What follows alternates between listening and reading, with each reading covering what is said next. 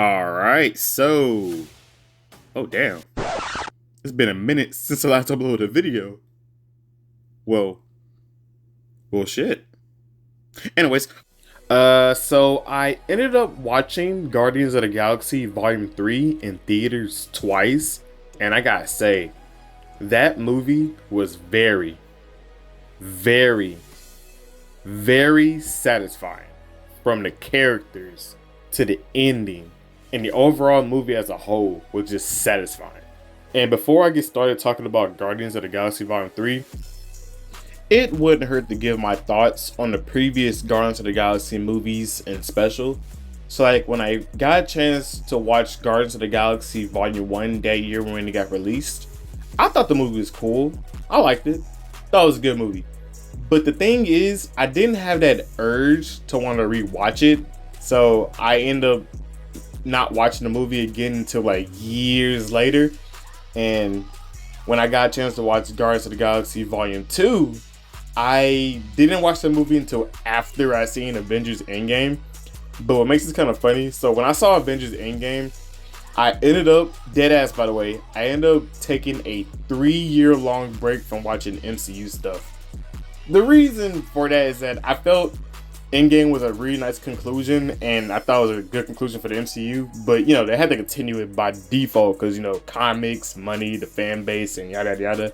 So I told myself that I was gonna get back into the MCU till they bring in something that like catch my eye or whatever. And it took them 3 years, but better than 50 years, you know. But what caught my attention was Spider-Man No Way Home. And when I saw that trailer, it clicked. It was like, yeah, let me get back to the MCU. So I ended up binge watching all the MCU movies and stuff. And when I got to Guardians of the Galaxy Volume 1, had the same reaction. But when I got to Guardians of the Galaxy Volume 2, I really liked that movie. Like, I really enjoyed that movie. That movie was very entertaining. I enjoyed it a lot. I think the movie was spectacular. And it's kind of funny. So when I watched that movie, I rewatched it immediately. That's how much I really liked that movie. And what's kind of funny about this, so when I went online to check people's reviews for Guardians of the Galaxy Volume 1 and 2 on YouTube and posts overall online, it's kind of interesting. So my reaction to the movies, like I said, I liked the first one, but I didn't think it was all that. But part 2, I really enjoyed that movie. I think it was spectacular.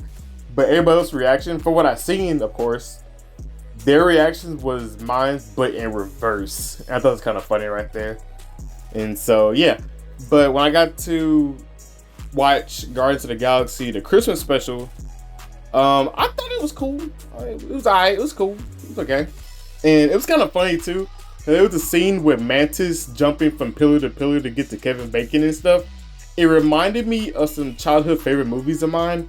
Like, she reminded me of a xenomorph from Aliens, but another movie she reminded me of was those characters from a movie called Species. Yes, I watched that movie as a child, by the way.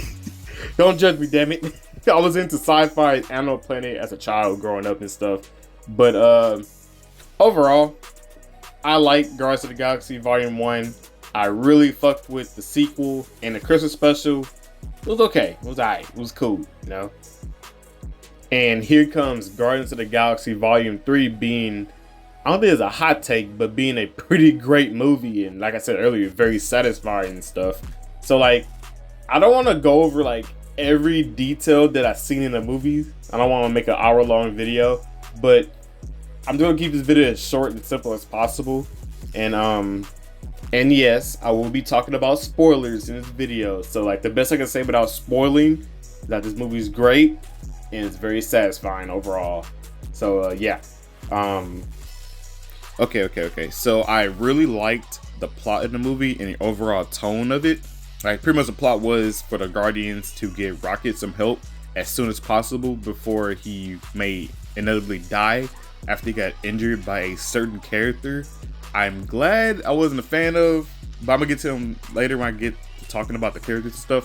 But Rocky was dying and the characters had to pretty much do everything they could to figure out how to save him, where to go, and all that good stuff. And like pretty much how that happened in the movie, and the tone was very dark, and it got darker than I anticipated, and I really, really love that because I know the MCU can get dark, but I just didn't expect this movie to be that dark.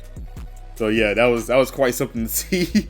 Freaking the comedy mixed with the dark moments and the serious tone of the movie were all balanced very well.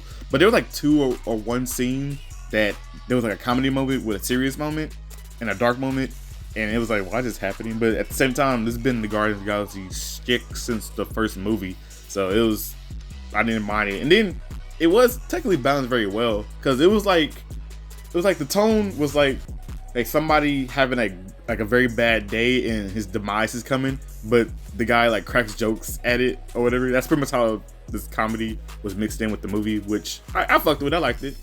And freaking I am very glad I'm not like some super animal lover or a pet owner, because when they displayed Rocket's origin story in the flashbacks of the movie, I probably would have cried my eyes out over what I was witnessing, how Rocket became Rocket and his friends Floor, Tease, and Lila, how they were like stitched up together like those toys off of Toy Story.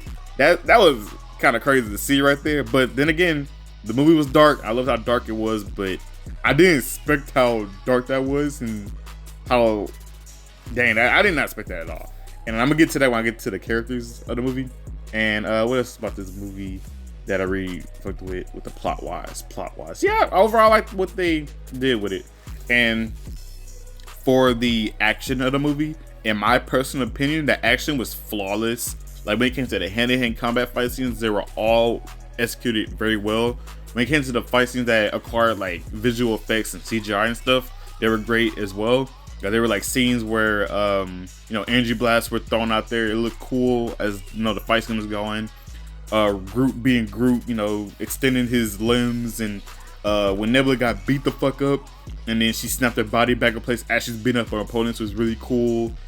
The shootout scenes were very cool to see. Overall, the action was just flawless. And then I learned recently that there was like a fight scene in the final battle in a hallway where all the Guardians were fighting the henchmen and stuff. Apparently that was a one take, and that was very cool to learn right there. And overall, the action was just, like I said earlier, flawless. So the soundtrack of the movie, I ain't gonna lie, this may sound kind of weird coming from a guy like me, but then again, I did tell you earlier, I grew up loving sci-fi and Animal Planet Gordo, so my music taste should be obviously kind of interesting. But I really liked the soundtrack of the movie. There was a particular like guitar riff or beat or whatever where the Guardians were landing in a neighborhood on the main antagonist planet, the High Infantry, the High Revolutionary. I forgot what they're calling them, but the main antagonist planet. It was like a guitar riff that was like playing. I was like nodding my head to it, like that's a good ass beat. And then the final fight scene has some nice songs, and then overall the soundtrack was pretty well done. And I didn't notice this until my second rewatch. Like each song was like progressively going towards the 2000s as they were like migrating away from the 90s. So I thought that was pretty cool. I ain't gonna lie, there was one scene in particular where the soundtrack was played, and it was kind of odd how they did it. It was when Drax was fighting, and pretty much as he was like fighting the henchmen and stuff, a soundtrack goes off like out of nowhere. They went for like a generic superhero like OST to a soundtrack, and then it plays. I'm like, what the fuck? Why is it playing now? But then I guess they wanted to like subvert their expectations. So they had like Drax kicking ass, right? But then they had the song playing as he's kicking ass, but then he gets shot, and I thought he was gonna die because the soundtrack like disappears, and then they grab it was Mantis, right? Mantis or Nebula grabs Drax. He gets shot again in the back like he's about to die. I'm like, damn, and then the music cuts off. So it was kind of weird the song was like that, but then again, I guess they wanted to like subvert their expectations with the music in that scene, and yeah, they did it pretty well. And what else? Okay, so about the characters, right? So I'm very glad I wasn't like a big fan of this character or knew of this character or just anticipated his introduction in this movie. So when they introduced Michael Morningstar, oh my god, That was bad. Not Michael Morningstar, Adam Warlock. So I ain't gonna lie, I really didn't know about this character like that. I only knew him vaguely from the comics. So before I saw this movie, I did my minimum research of the character and realized he was a pretty OP, pretty powerful character in the comics. But this movie, okay, if I was a fan of this character, I probably would have been pissed to see what they did to Adam Warlock. But I'm not like a big fan of him or knew of him, so I didn't really mind what they did with the character. And then I also really didn't mind at all what they did with the character anyways, because they gave context of why he was the way he was in the movie. He was released too early. He was basically a child, so I gave him a pass for that. Because Adam Warlock was basically like a dummy of the movie, but I didn't mind it. They gave context to that, so I thought it was cool. Drax, I like how they point out that Drax is also a dummy, but the thing is, I think James Gunn, he knew of like a complaint about Drax being a dumbass or whatever, but the thing is, they throw out a line where basically it doesn't matter if he's a dumbass, he's happy, he loves himself, he loves his friends and family, do everything in his power to protect people, and he's a hero, yada yada. So I thought it was cool what they did for Drax in the movie. And then his send-off, right? So basically, pretty much we see Drax who he really is, a good person. He's not really, his name is Drax the Destroyer, but Nebula says in the movie that he's basically a father, and he does that very well. So that was pretty cool, and how they ended his like character arc of the movie or whatever. Nebula, speaking of Nebula, I ain't gonna lie, I did not expect Nebula to be this way when I first seen her in Guardians of the Galaxy, and we see her in this movie. She was like the big sister of the group who gets annoyed very easily, but I got to hand it to her. She did it very well in this movie, and that was a terrible pun joke about hand it to her because she has a new hand, and the hand is very handy. That was a bad joke, but anyways, her overall tech was really cool. I like the fact that Rocky gave her a new mechanical arm, a nanotech arm, which could pretty much do almost anything, from turn to a blade, turn to like a laser gun, turn to pretty much anything she could think of or willing to do with her arm, which was great. Groot, I swear, I don't know if I'm tripping, but when I was watching this movie, all I seen was Vin Diesel. Like, if you put a picture of Groot and Vin Diesel in the same like frame or whatever, I swear they look exactly the same. I don't know if I'm just tripping or not, but okay. So when it came to Gamora, I'm not gonna lie, I won't be that guy, but I like this Gamora way better than the present time like Gamora. Like I didn't hate that Gamora. She was awesome, but this Gamora, she got that oof to her character, which I really liked. She was very hardcore, which I like that a lot in that character and what she was doing. She was a badass. She pretty much showed why she was Thanos' daughter and yada yada yada. Peter Quill. I liked how they made his like response to everything realistic, because he was like drinking and trying to cope with everything, and he was pretty much a badass in the movie too. And there was a part in the movie where I thought that Peter Quill and Nebula were gonna like get together, but they cut that shit off immediately, so I'm glad that didn't happen. But then I'm glad they didn't go the route where Peter Quill and Gamora got back together in this movie, or they probably won't even get together at all. But I really liked how they didn't do that. They made it pretty much realistic, because at the end of the day, this is a different Gamora, and she has a whole different mindset, and it took him like a while and a whole different circumstance to get the present time on Gamora to love him. And this one, you can't just do that like that, you know? So they made it realistic, and I really fuck with that. And what else? Okay, so the Rocket and the main antagonist part in the movie. Okay, so the main antagonist, the High Evolutionary, or whatever his name is. Okay, so he was pretty much evil. He was an evil ass bastard, and I'm glad he was like that, because it was so satisfying how he got what he got in this movie. So and also about him, I don't know if I'm tripping, but his powers reminded me of Kang the Conqueror from Ant-Man Quantumania, but I like his power, but like the great value bringing of it, because there were scenes where, so his power is basically he can manipulate gravity, but not like in an OP way, but like throw an energy at you and then like take control of your body using gravity and stuff, and able to crush you and move you around and yada yada.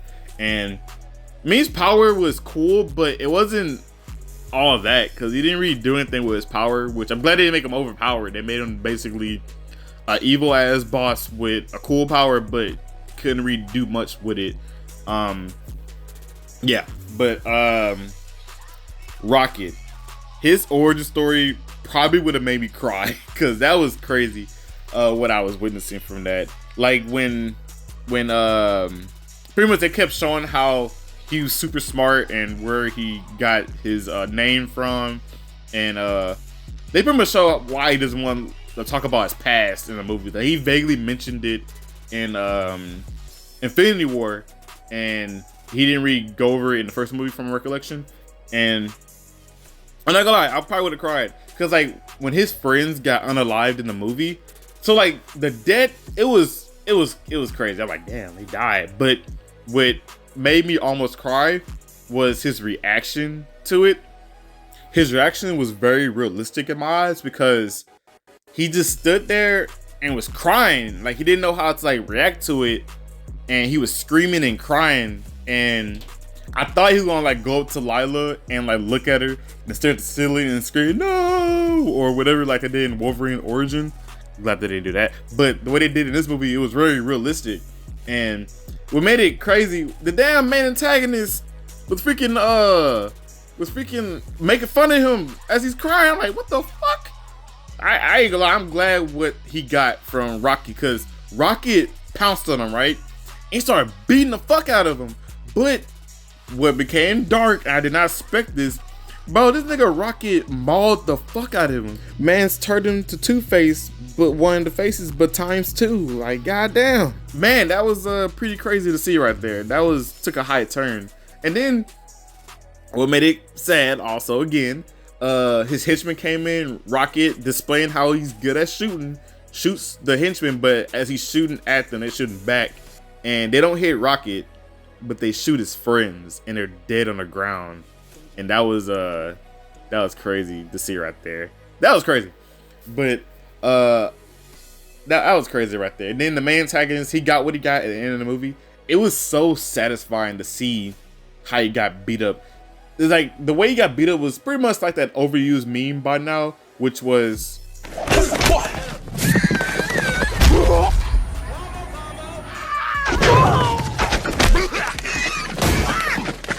back! Fight back! Fight back! Yeah, that was just super satisfying how he got beat up. And then freaking Gamora, this Gamora walked up to this nigga and ripped his face off. Like, damn. This Gamora is hardcore. Like, no wonder she was known as the deadliest female in the galaxy or the universe from what they said in the past movies, and why she's Thanos' favorite of his children and stuff like that. This movie was just crazy, and that was very satisfying to see. And I don't know why. Like, I knew Rocket is a raccoon, but I kept thinking he wasn't, because he kept saying he's not. He says it in the past movies when he almost dies and goes to heaven, the afterlife or whatever. He sees Lila and his friends, and Lila tells him he's a raccoon, and he said, I'm not a raccoon. So I'm thinking, what the fuck is he? But then he goes up to a cage where he pretty much hit. The first scene in the movie was him in a cage full of other raccoons. He's actually a raccoon. I don't know why I didn't think of that. And I loved how Rocket pretty much embraces the fact that he's actually a raccoon, and he mixed the raccoon with his name, Rocket Raccoon, which is pretty cool. And overall, I liked what they did with the characters. Yes, even Golden Amazo. Oh my god, not Golden Amazo. That was bad. Adam Warlock, because they gave context to him. And I liked how they had the characters send off. Like, it was very, like I said earlier, satisfying Like Rocket becomes the leader of the Guardians of the Galaxy. Peter Quill, Peter Quill goes to Earth and reunites with his grandpa. Mantis makes the choice to basically lead the group because, to be fair, she was basically a slave for Ego, a yes man for the Guardians. She never been her own self, so she decides to, find her own path in life. And the funny thing about Mantis in this movie, every time she fell down to the ground or got hurt, it was like she was in a Wayne's Bros comedy movie. It was kind of bizarre, but I guess it was funny, but at the same time, it was like, what the fuck? Like, damn, Mantis. Nebula is going to become the leader of the civilization they saved from the main antagonist ship. So that's going to be pretty cool for Nebula to expand herself that way. Like I said earlier, I'm glad they didn't make Gamora go with Peter Quill, because that would have been very weird anyway, because this is not even the same Gamora. It's a whole different character technically. And Gamora is still being a badass like she is, so she's going to do her own thing. But I think they are going to bring Peter Quill and Gamora together in the future, because they did kind of hint at that at the end of the movie, where she pretty much says that pretty much giving Star-Lord a little hint by asking the question, "We were fun, right?" and give a little smile before walking away and stuff, and then letting the audience know that, hey, it is open, but she's not going to do it right away. Going to take some time if that were to happen. Groot becomes the damn Titan. That's the best I can say.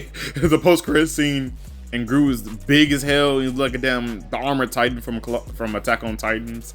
What else? What else? Overall, this movie was great. It was satisfying, and I'm probably gonna watch it a third time after I get done talking about this in this video. And oh yeah, I forgot to mention this earlier. So Kraglin, I like what they did with Kraglin in the movie. Pretty much, he's trying to master the pen and the whistle ability, and he somewhat does that at the end of the movie, which it was pretty cool how he did it, but he didn't completely master it to be overpowered like Blue Merle. Yes, I said Blue Merle, by the way. But Cosmo, that damn dog, which is a good dog, by the way.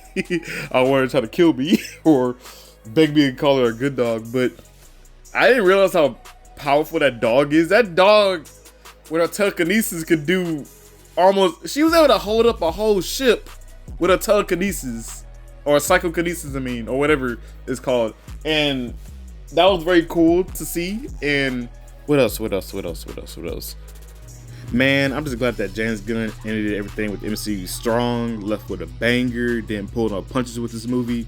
Like, the man managed to add in 1.5 F-bombs in this movie. Yes, 1.5 F-bombs. Peter Quill says, "Open the fucking door." And Rocket Raccoon says to Lila when they're like in heaven or the afterlife or whatever, he says, "I got you fucking killed." But the F word got cut in half because he started crying. So this man, James Gunn, think he's slick by adding that in. Yeah, but it's pretty cool that everything ended pretty well. This man about to head to DC as one of the heads of DC. That's funny right there. Man, this movie just, man. I don't want to ramble on for too long. And, well, if anyone watching the video, of course, as you can hear me talk about the movie, I really enjoyed it. I think the movie's great. I think it's flawless. I love the tone. I love how they did with the plot. I like how they did with the comedy, the soundtrack, the action, the character arcs, the ending. Everything was just satisfying. And if I were to rank this movie, I would honestly give it a 9 out of 10. The score would have been lower if I was a fan of Superman Prime 1 Million. Oh my god, that was bad. That's Superman Prime 1 Million. Adam Warlock, if I was like a big fan of that character, I probably would have the movie lower. But they gave context to his character and yada yada, and I was satisfied with what they did with him. And hopefully in the future they do something well with him, because they could have done him better, but they did the thing with him the best they could, because to be fair, this movie had to be the ending to everything, and they had a lot to do in this movie. And yeah, so 9 out of 10 is my score for the movie. Well, that's legit. I don't know what to say. So that's the video. Yeah,